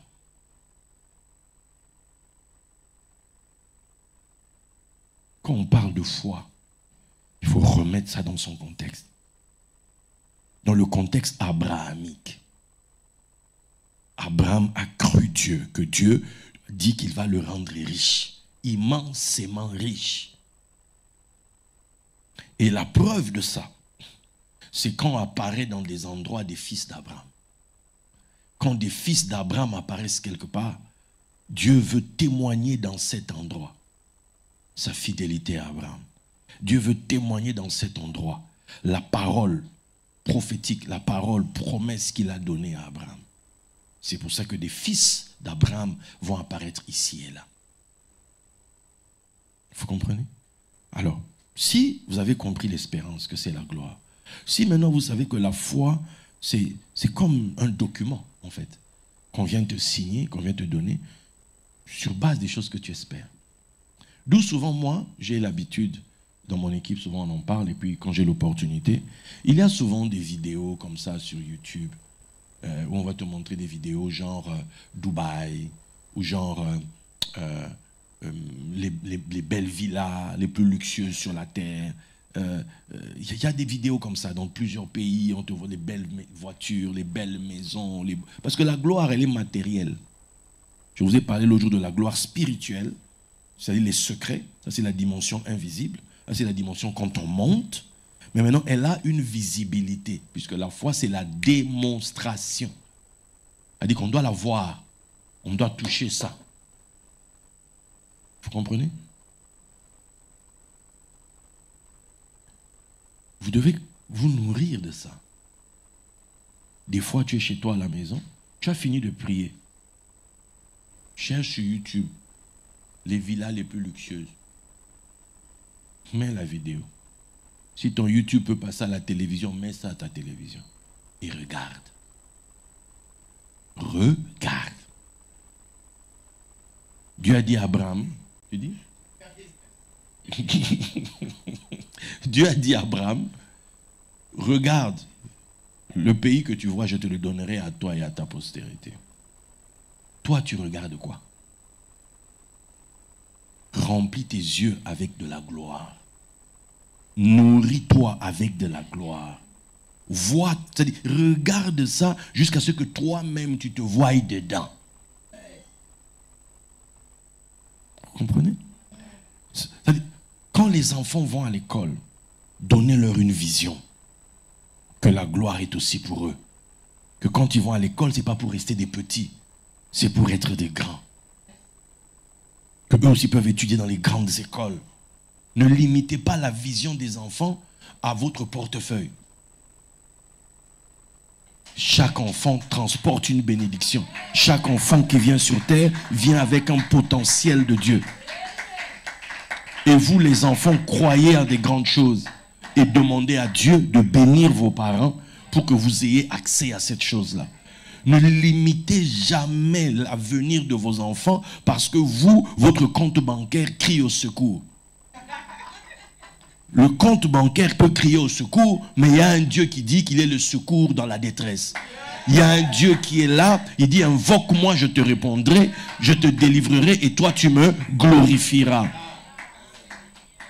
Je n'ai pas envie de tout étaler en ligne. Ceux qui me connaissent savent pourquoi je dis ça. Ne limitez jamais. Il y a des souffrances que vous traversez. Vos enfants ne sont pas obligés de passer par là. Ça doit s'arrêter avec vous. Donnez à vos enfants de rêver grand. Ne les limitez jamais. Dieu vous a emmené en Europe. Ce n'est pas pour que tout le temps, la seule perspective que vous avez, c'est Kinshasa. Ici, c'est une montagne pour que vous voyez le monde. Donnez à vos enfants une vision mondiale. C'est un problème qu'on a dans notre communauté congolaise. Élevons le niveau. Élevons le niveau. Espérez la gloire. Oh non, oui, vous ne croyez qu'aux choses de la terre. Non, ce n'est pas une histoire des choses de la terre. C'est une histoire d'Abraham. C'est quelque chose qui va entrer dans ta vie par la foi. Parce que moi, qu'est-ce que je fais? Quand je commence à regarder ces vidéos, quand j'ai fini ma prière et tout, je viens m'asseoir, je me commence à regarder les choses que Dieu peut faire. Est-ce que Dieu peut faire ça avec moi? En fait, tu commences à faire monter ta température. Tu commences à te préparer en fait pour arriver à ton ovulation spirituelle. Pour que tu arrives au moment où quelqu'un va passer comme ça, donner une parole et ça va entrer en toi. Cette semence va aller te féconder au fond de toi-même. Puisque la foi vient de ce qu'on entend. Et ce qu'on entend vient de quoi? De la parole. Parole ici, c'est réma. C'est un réma que Dieu va te donner. C'est-à-dire que ce n'est plus juste une parole dans la Bible. Ce n'est plus juste une écriture que tu lis. Mais c'est une parole qui va t'être adressée. Peut-être dans une vision. Peut-être qu'une prophétie qui va venir tomber sur toi. Que toi, tu sauras que, waouh, Dieu m'a vu effectivement. C'est-à-dire que tu as la conviction au fond de toi-même que Dieu te dit, tu as vu toi, tu seras riche. Tu as vu, toi, je vais te donner des carrés miniers. Toi, je vais te donner ça. Toi, je vais faire ça avec toi. C'est-à-dire que maintenant, c'est ça la foi. La foi, ça devient quelque chose de clair. Ce n'est pas juste une espérance comme ça, instable. Non, la foi, c'est quelque chose qui est posé. Je peux poser mes pieds dessus. C'est stable. C'est la ferme assurance de la gloire dans ma vie. J'ai un document que Dieu m'a signé. Et il m'a dit, prends, ça c'est pour toi. Ça, c'est pour toi. T'as entendu? Ce n'est plus juste une histoire d'Abraham, d'Isaac, de Jacob. Non, non, non. C'est devenu ton histoire à toi. Au fond de toi, tu sais, j'ai désormais la foi. J'ai un document de Dieu. Dieu m'a dit, pour toi, voici ta portion de la gloire. Tu vois les enfants d'Israël, chacun d'eux, à un moment donné, a reçu une portion de territoire. Tous ne vivaient pas au même endroit. Mais tous, dans ce que Dieu avait dit, chacun avait sa part. Toi, la gloire prendra une forme. Peut-être que toi, la gloire, ça sera que tu vas avoir des supermarchés. Peut-être que toi, la gloire, ça sera que tu vas avoir des immeubles parce que les gens vont commencer à louer, etc. Peut-être que toi, la gloire, ça sera, tu seras dans le pêcheur. Tu auras des bateaux. Peut-être que toi, la gloire, ça sera, tu vas faire le pétrole. Peut-être que toi, la gloire, bref, tu auras dans tout ce qui concerne la gloire. Peut-être que toi, tu seras... député, tu seras, je ne sais pas, président, tu seras, peu importe, tu vas avoir quelque chose pour toi en fait. Dieu va te dire, toi, je vais faire ça avec toi. Un jeune homme de 17 ans a eu des visions où les étoiles se prosternaient devant lui.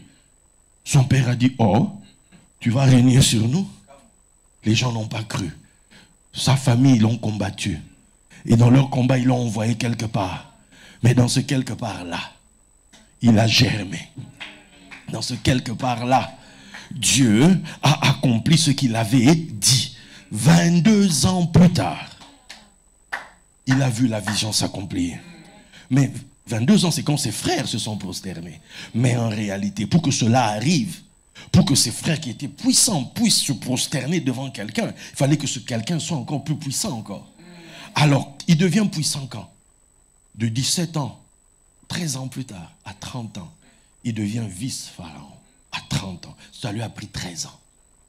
Donc quand vous êtes jeune, prenez votre temps avec Dieu. Ouvrez-vous au Seigneur et laissez Dieu vous parler. Laissez Dieu écrire quelque chose dans votre cœur. Laissez Dieu vous donner une parole. Ne soyez pas pressés. Faites les choses comme elles doivent être faites. Et puis la foi va venir à vous. Il va y avoir un après ces événements et une parole va venir à vous. Et cette parole, quand elle va arriver, tu sauras au fond de toi que Dieu t'a effectivement parlé à toi. Que Dieu t'a donné un héritage. Dieu t'a donné une portion qui te caractérise toi. C'est pas celle de ton voisin, c'est même pas celle de ton mari, c'est pas celle de quiconque, c'est la tienne. Dieu m'a parlé. Et parce que Dieu m'a parlé, je vais suivre cette parole. Je vais marcher avec cette parole. Je vais aller avec cette parole jusqu'au bout. Et un jour, il est passé par la prison. Ça c'est anecdotique. Parce qu'à toute parole du Seigneur, il y a d'abord, ça doit mourir. Tu vas passer par le moment où tu t'enfonces avec ça, pour que ça prenne place en toi, pour que tu deviennes l'homme de la vision. Dieu m'a dit, je vais être président. Et alors, comme tu es là, tu ne seras jamais président. Mais il faut que cette parole, que tu meurs avec, il faut que cette parole t'emmène jusqu'où tu vas être transformé. Tu dois faire des études, tu feras des études. Si tu dois entrer dans tel cabinet, tu iras dans tel cabinet. Cette parole va t'emmener à l'endroit où tu vas être transformé. Et il est devenu, 13 ans plus tard, vice-pharaon. Mais ce n'était pas encore ça.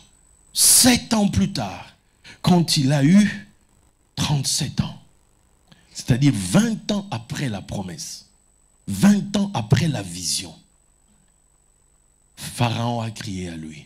Et il a dit à tout le peuple, allez à lui. Là, les choses ont commencé de manière visible, de manière puissante. Parce que maintenant, les conditions extérieures se sont alignées pleinement. Quelqu'un me comprend? David, jeune homme, il vit dans une famille où son affaire est suspecte. Son affaire est suspecte, où on dit... Je peux parler encore? Je peux? Ok. Son affaire était suspecte. On disait que sa mère aurait trompé son père. D'où dans la famille, David est un peu mis à l'écart par rapport à ses frères. Le jour où le prophète vient dans la famille pour chercher loin du Seigneur, le papa même n'a même pas fait venir David. David n'est pas convié dans les grands événements. David est toujours mis de côté. C'est peut-être que dans ta famille, toi, on ne te considère pas. Toi, tu es peut-être dans... écoute. Quand il y a des problèmes dans la famille, quand il faut parler d'argent, on ne vient jamais chez toi. On ne t'appelle jamais. Quand tu veux ouvrir ta bouche, on va dire... Pardon, ferme un peu ta bouche, s'il te plaît. On doit faire parler l'autre ici, parce que c'est lui qui a l'argent. Donc toi, tu n'as pas droit au chapitre. Toi, tu ne peux rien dire, en fait. Tu restes seulement calme. Le jour où le prophète venait, le jour où quelqu'un d'important venait, on n'a pas jugé bon de faire venir David. Mais il était le choix de Dieu. Il était le choix de Dieu. Un jour, cette parole est venue atteindre ce jeune homme. Il avait environ 17 ans. Lui aussi, entre 17 et 18. C'est là que la parole vient à lui. 13 ans plus tard, à 30 ans, il est devenu roi de Juda. 20 ans plus tard, à 37 ans, la parole s'est accomplie, il est devenu roi d'Israël. Ce qui lui avait été dit quand il avait 17 ans. Ce que Dieu dit, il finit par l'accomplir. Ce que Dieu dit, il va l'accomplir. Peut-être que toi, Dieu t'a dit quelque chose, peu importe les circonstances, peu importe ce qu'il y a autour de toi, ne regarde pas ça. Focalise-toi. Si ce que tu as en toi, c'est la foi. Si ce que tu as en toi, Dieu t'a parlé clairement. Toi, tu vas être riche. Voici ce que je vais te donner. Paf, paf, paf, paf, paf. Mais l'histoire d'Abraham, comment ça se passe? C'est que la foi d'Abraham, tu dois rencontrer un roi. Dieu va te connecter, va t'emmener en présence d'un roi que tu dois servir. Et c'est dans le service de ce roi-là qu'il va y avoir un après ces événements. Qu'il va y avoir une parole qui va t'être adressée. Je suis assis ici devant vous. C'est cette semaine d'ailleurs. Oui, c'est en avril. Ça devait être le 24 avril, je pense, ou le 25. Je suis allé à Grenoble. Parce que j'avais vu en vision un homme, le docteur Maurice Cerullo. Je suis arrivé là-bas. J'avais dit à Dieu, si cet homme, si ce que tu m'as dit est vrai, si je dois avoir le manteau de cet homme, Seigneur, il faut que ma veste ici, il faut qu'il touche ça. J'ai couru de derrière la salle quand il avait fait l'appel. J'ai jeté ma veste à ses pieds. Il a reculé, ça ne l'a pas touché. Il dit, Seigneur, est-ce que c'est... Mais je suis resté là. Il y avait plein de monde là, les gens priaient. Moi, je ne m'occupais même pas de tout ça. Moi, j'étais en mode, si je peux toucher le bord de son vêtement, comme cette femme-là. Moi, j'étais en mode, il faut que... Je le regardais, il partait, il revenait, il partait, il revenait. Puis à un moment donné, il est venu, il m'a touché. Il les regardé. Il m'a montré ma veste. J'ai voulu pousser à ses pieds, il m'a fait ça. Donne-la moi. J'ai pris la veste, je lui ai donné. Et là, il a juste fait ça. Il a jeté sur moi. Rien que ça a bouleversé ma vie. Ma vie a changé en fait, ce jour-là en fait. Mais je ne le savais pas encore. En 2003, j'ai vécu une expérience en février. J'en parlerai une prochaine fois. En mars, j'ai vécu quelque chose où on m'a emmené, en esprit, on m'a emmené devant lui. Donc ça c'est en 2002, on m'a emmené devant lui. Il était assis sur un grand trône. Et on lui suppliait de s'occuper de moi. Et sur son trône, il a fait oui, je vais m'occuper de lui. Moi j'étais comme un gamin comme ça, de primaire au Congo. Et en mars, précisément, le 14, la nuit du 13 au 14 mars, je suis emmené dans sa présence et il m'emmène devant l'ange des finances. Et là, on me dit, je te donne les richesses. On commence à les citer. Une liste qui ne se finissait pas. Cela m'est arrivé parce que j'ai été connecté à un roi. Et j'ai servi, j'étais dans la prison de cet homme. Il est venu à Lyon 2 fois. C'est moi qui étais à la tête de l'organisation à chaque fois qu'il est venu. Il m'a fait venir à Londres 2 fois. Après son premier voyage ici. Et la dernière fois, c'était la dernière fois qu'on s'est vu en fait. Puisqu'après ça, il y a eu le Covid. Et puis après, il est mort. Mais on fait des rencontres dans la vie. Mais tous les hommes ne se valent pas. Tous ne sont pas du même rang. Docteur Maurice Cérulo, c'était un roi. Un roi. Et m'être mis à son service, avoir été dans son ombre, m'a changé en fait. M'a changé. Le ministère, quand les gens me voient faire, quelqu'un peut penser que le gars, il se la pète un peu ou bien il pense que... Non, c'est la dimension de ce qui est écrit en moi en fait. Je ne peux pas agir en dessous de ça. Je ne peux pas œuvrer en dessous de ça, non. Maintenant, ça peut être compliqué à certains moments, c'est vrai. Mais une chose est sûre, le pas, je le fais toujours avec Dieu.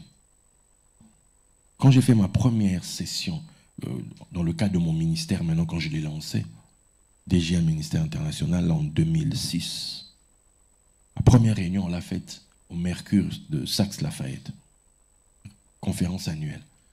L'année d'après, on est allé à Lilton. À l'époque, il y avait encore... Non, Sofitel. Sofitel, 2007. 2008, on est allé à Lilton, là où il y a le Marriott aujourd'hui. Après ça, déjà en 2007, Dr Cérulo est venu. On avait pris un grand bâtiment là. Vous avez vu là où Tatou était venu à Lyon? À côté de ça, ils ont détruit un bâtiment qui était là. Un centre de congrès qui était là comme ça. C'est là qu'on avait reçu Papa Cérulo. 2 fois. Et quand aujourd'hui je vais au domaine Lyon-Saint-Joseph, les gens oublient que pendant 3 ans et demi, j'étais au château de Montchat. 8 fois à l'année. Avec des week-ends qui demandaient beaucoup. Pourquoi j'allais là-bas? Parce que c'était genre, non. Parce que c'est ma foi est comme ça, en fait. Je crois en la gloire. Je crois en la gloire. Croyez en la gloire, vous aussi. Rien n'est impossible à Dieu. Le problème, c'est que dans nos églises, les gens disent qu'ils ont la foi, mais en fait, ils ne l'ont pas. Ils n'ont pas servi un roi auprès de qui ils ont reçu un document signé, spirituellement parlant. Ils n'ont pas reçu une parole de foi, une parole qui leur octroie une portion dans la gloire. Ils n'ont pas une parole claire. Ils ne l'ont pas. Ils ont juste, entre guillemets, de l'espérance. Et encore, si on peut appeler ça comme ça. Parce qu'aujourd'hui, vous savez ce que c'est que l'espérance. L'espérance, c'est l'espérance de la gloire.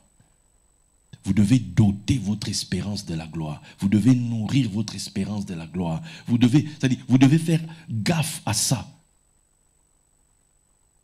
Vous devez être bourré de ça, en fait. Je n'espère qu'une chose, la gloire, peu importe ma situation. Mon espérance, c'est la gloire. Parce que la foi va venir sur base de mon espérance. Maintenant, si toi, tu n'espères pas les bonnes choses, tu vas être quel fils d'Abraham?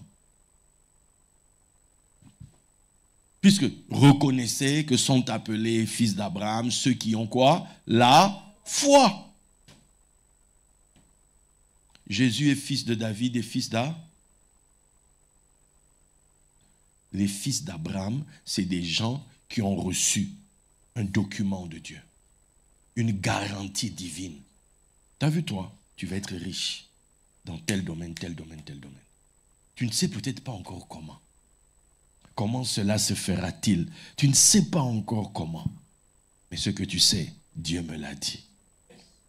Et c'est ça qui compte en fait. Puisque la foi vient de ce que Dieu l'a dit, oui ou non. S'il ne l'a pas dit, ne dis pas qu'il a dit. Si tu es ici, que tu n'as jamais reçu une parole de foi, où tu sais que Dieu t'a dit à toi, que toi là, pas une parole que tu as lue, non, toi, tu as entendu dans une vision. Abraham, c'est dans une vision qu'il a eue, que toi aussi, Dieu t'a parlé à toi précisément, que toi, tu seras riche, toi, tu seras comme ça. Si Dieu ne l'a pas fait, je voudrais te dire que cette semaine, fais monter ta chaleur. Fais monter ta chaleur. Après ce séminaire ici, cette église, vous allez entrer dans une dimension nouvelle. Vous comprenez? Vous êtes à vos 3 ans. C'est-à-dire, 3 ans, c'est la période où on vous observe, en fait. Moi, quand le Seigneur m'a dit de quitter le travail et de le suivre, c'est la 3e année que Papa Cérulo est entré en scène. Mais les années avant, j'ai fait comme ça. J'ai galéré à un point que vous n'imaginez même pas. J'ai même voulu retourner travailler, mais on m'a dit non. Je suis allé chercher un autre petit boulot comme ça, mais ce petit boulot-là, c'est-à-dire, ma voiture a commencé à avoir une panne. Quand j'ai appelé le mécano a dit, viens voir. En fait, quand j'allais au travail tôt le matin, en fait, il y avait l'essence qui tombait. J'avais une odeur, je ne comprenais pas l'odeur d'essence. Il m'a dit, regarde, en fait, le carburateur laissait couler de l'essence. Il dit, il suffisait seulement qu'il y ait une étincelle. J'allais finir en brochette ou en méchoui. Et il m'a dit, va à Fourvière, va allumer une bougie là. Parce que toi, j'ai compris le message. Je ne suis plus parti. Parce que je m'étais consacré à Dieu en fait. Quand j'ai pris mon temps plein, je suis entré en jeûne de consécration. Et le Seigneur a aligné les choses. La 3e année, la rencontre est venue. Vous êtes à votre tournant en fait. Votre rampe vous allez monter. C'est pour ça que je suis ici pour vous parler. Ouvrez vos cœurs, ouvrez vos oreilles, tant physiques que spirituelles. Et quand vous allez rentrer chez vous ce soir, avant de dormir, parlez au Seigneur. Lui qui est le Dieu de l'espérance, qu'il vous donne une espérance de la gloire. Cherchez sur YouTube les vidéos dont je vous parle et commencez à nourrir vos yeux avec des choses glorieuses. Parce que vous êtes censé être glorieux sur la terre, régner sur la terre. Quand on dit que le Seigneur descend du ciel, on vous a parlé du Seigneur la dernière fois. L'Esprit qui doit descendre, il va transformer votre corps de honte en un corps semblable à celui de sa gloire. Donc il va transformer votre état d'aujourd'hui dans un état de gloire. Mais il faut que vous vous prépariez à ça. Cette semaine, c'est un rendez-vous pour vous. Mon problème, ce n'est pas la foule, non. Mon problème, c'est 2-3 personnes, même si vous êtes plus que ça ici, qui sont disposés à écouter. Un cœur qui écoute. Quelqu'un qui veut comprendre. Et il se pourrait qu'on ait ici des personnes qui vont recevoir une parole divine, une portion de la foi, qui va établir que vous êtes effectivement, c'est-à-dire Abraham va te reconnaître. Comme lui là c'est aussi un fils, elle là c'est aussi ma fille. Quelqu'un écoute ce que j'ai dit ce soir? Qui a été édifié ce soir? Demain on continuera, mais aujourd'hui je veux que vous compreniez. Est-ce que vous avez vu que la foi c'est pas ce que l'on pense? La foi c'est un document juridique, un document légal de l'esprit qui dit à quelqu'un que toi tu vas avoir une portion de gloire. Et il faut que tu reçoives cette parole. Lève-toi là où tu es. Alléluia.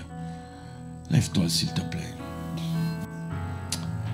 Alléluia. Je veux que tu élèves tes mains maintenant et que tu parles à Dieu.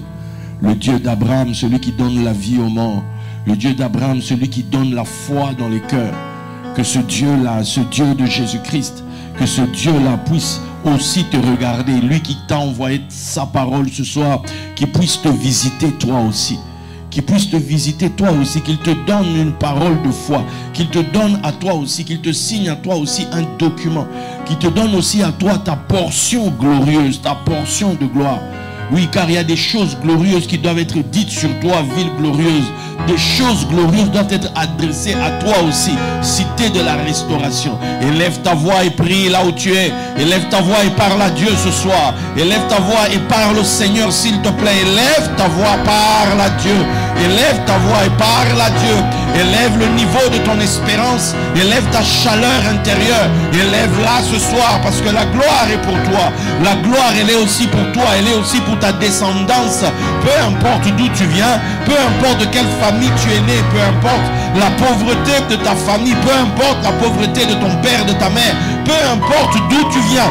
Toi, tu es en Jésus. Toi, tu as cru en Yeshua, qui est fils de David, qui est fils d'Abraham. Toi aussi, tu es censé être une fille d'Abraham. Toi aussi, tu es censé être un fils d'Abraham. Toi aussi. Oui, même Zachée, ce jour-là a appris. Jésus a dit, lui aussi est un fils d'Abraham. Oui, il y a des fils d'Abraham qui se cachent autour de toi. Des gens à qui tu ne penserais même pas mais qui sont aussi des fils d'Abraham. Tu es un fils d'Abraham, tu es une fille d'Abraham. Alors ton héritage, c'est la gloire. Alors ton héritage, c'est la gloire. Alors ton héritage, c'est la gloire. La foi est pour toi. La foi est pour toi. La foi est pour toi. La foi est pour toi. La foi. La foi.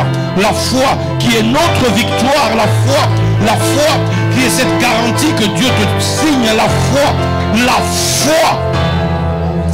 Praise God. Praise God. Praise God. Praise God. Praise God tonight. Praise God in this place. Praise God, oh Lord. I give you praise, Father. I give you praise, Almighty God. I give you praise. I give you praise, God of Abraham. I give you praise, Elohim of Abraham. I give you praise, my Lord and my God.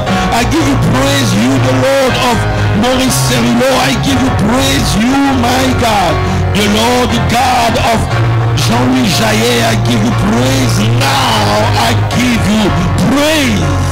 Les cabos sikamana, les cabos sata, les cabos sikemene, les cabos chatemana. Tu es l'Elohim de Kankienza Albert. Tu es l'Elohim de la foi abondante. Tu es l'Elohim de la vie abondante. Tu es l'Elohim qui m'a donné, Seigneur, des richesses. Tu es celui qui m'a parlé ce jour-là. Tu es celui qui a dit ces choses glorieuses. Oh Seigneur, Seigneur, ton peuple est devant toi. Tu es le Dieu de gloire, celui qui nous a prédestinés à la gloire, celui qui nous a appelés à la gloire, celui qui nous a justifiés pour la gloire. Et celui qui nous glorifie, c'est toi, c'est toi, c'est toi. Pas moins que la gloire, pas moins que la gloire, pas moins que la gloire. Je dis pas moins que la gloire, pas moins que la gloire, Seigneur. Nous sommes dans ta maison pour la gloire. Nous sommes dans ta maison car nous avons été choisis pour la gloire. Pas moins que cela. Pas moins que cela. La gloire pour ma maison. La gloire pour Cafriel Ministries. La gloire, Seigneur. La gloire, la gloire, la gloire. La gloire pour ma maison royale. La gloire. La gloire pour la cité des restaurations. La gloire. La gloire, Seigneur. La gloire. La gloire pour la conférence, la gloire, la gloire, la gloire, la gloire, Seigneur. Notre portion, c'est la gloire.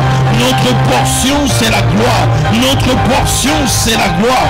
Notre portion, c'est la gloire. La gloire pour ceux qui suivent en direct, la gloire. La gloire pour ceux qui suivront plus tard, la gloire. Pas moins que la gloire. Pas moins que la gloire. Pas moins que la gloire. Keyasaka. Yekelemante, Rekasikamana, les kabosaya, les kabosikemene, les kebosikemene kante, Probakasia mana la chete, Yekenemente prekeskoyanda manakora, Ikanta manakashika manakoria, Inda manakora badabadabasar, Yekenemente prekeskoroboshikemene. Tu es le Dieu de gloire et notre portion c'est la gloire. Notre portion, oh Dieu, en tant que fils d'Abraham, c'est la gloire. J'ai cru ta parole, j'ai cru ta parole, cette parole que tu m'as adressée. Oh Père, j'ai cru, j'ai cru, j'ai cru. All the praise to you.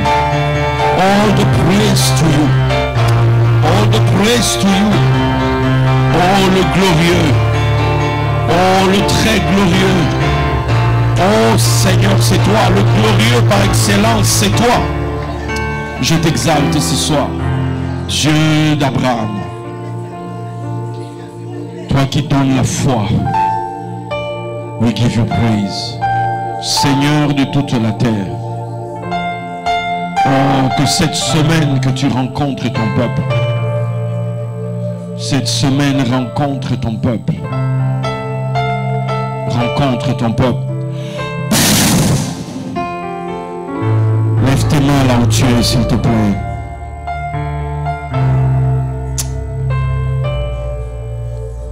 Que l'esprit de foi, que la parole de foi vous soit adressée. Souffle sur vous. souffle sur vous. Oh Seigneur, élève le niveau de l'espérance. Élève le niveau de l'espérance. God of mighty. Prekasikante meneke sheteata. Skadene kesia kentana kasukene mente prekeskorabadabashinta. Redebekesia menekente prekeskoroboshete kene mekesia. Ikante meneke sante meneke sike meneke. Yekene mente prekeskorabababababababababababa. Praise, praise, praise, Father God, dans le nom de Yeshua, la parole de foi. Alléluia, chante.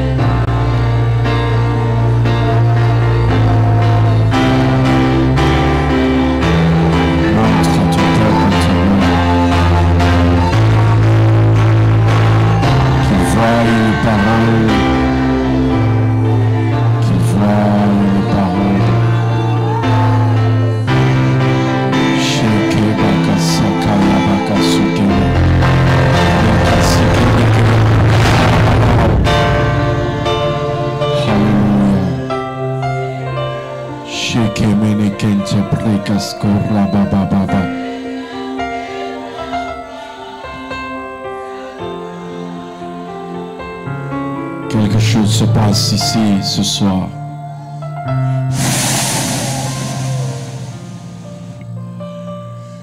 Il est temps que tu voies sa gloire. Il est temps que tu voies les paroles de la gloire qui t'est réservée, les paroles. Car toi aussi tu es de la maison d'Abraham, toi aussi. Continue de jouer ça s'il te plaît. Reste sur cette note-là. Joue ça. Shikaraba kasaya kenebeke. Shekebeke rebeke saya kenebeke sikante ya baba baba. Kasika ya baba baba baba. Shekebeke sika baba baba baba. Kasaka ya baba baba baba. Keya kaseke mini kente breke skerebeke sika mana kuraba baba sheke. Alléluia.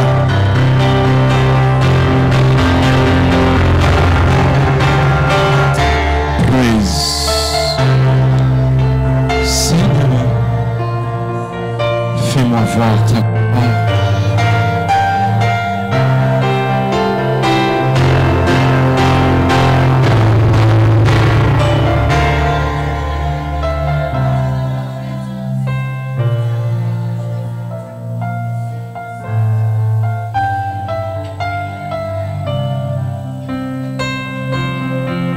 Chose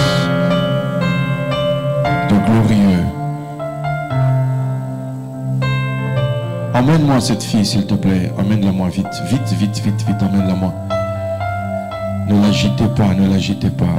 Quelque chose est sur elle ce soir.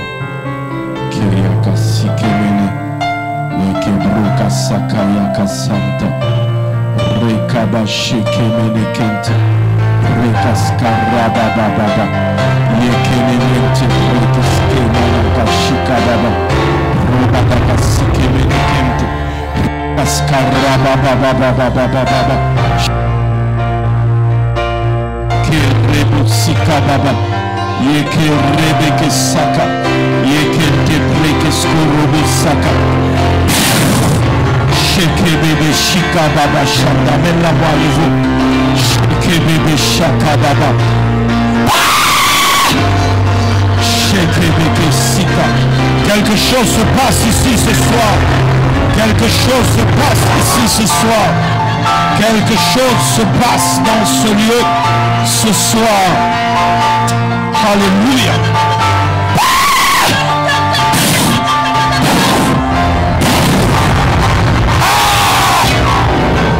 My God, my God, my God.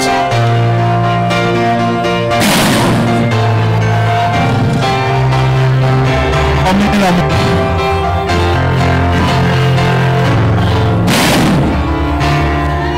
My God, my God, my God,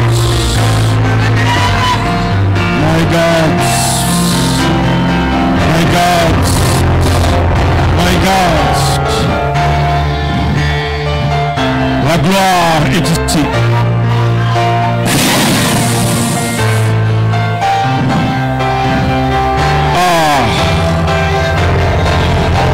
Praise God, praise God, praise God, praise God, praise God. La moitié avec elle.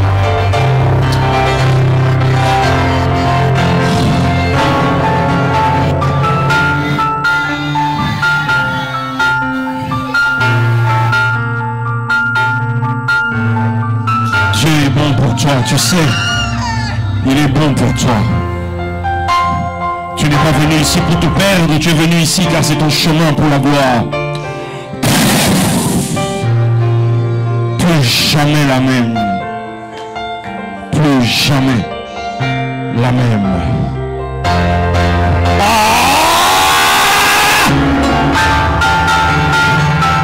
Praise God.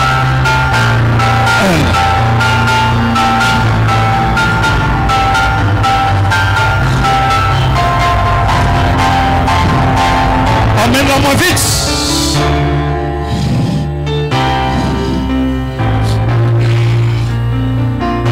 Il y a une portion de gloire aussi pour toi, tu sais.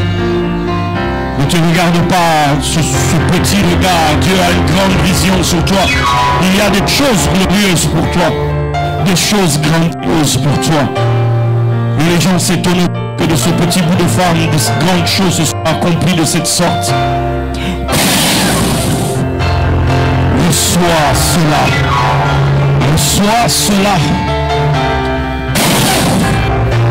Plus jamais.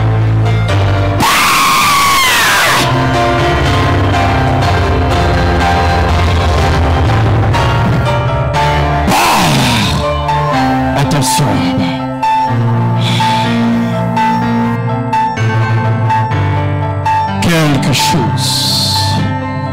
Quelque chose de beau, quelque chose de grand arrive dans cet endroit. Alléluia.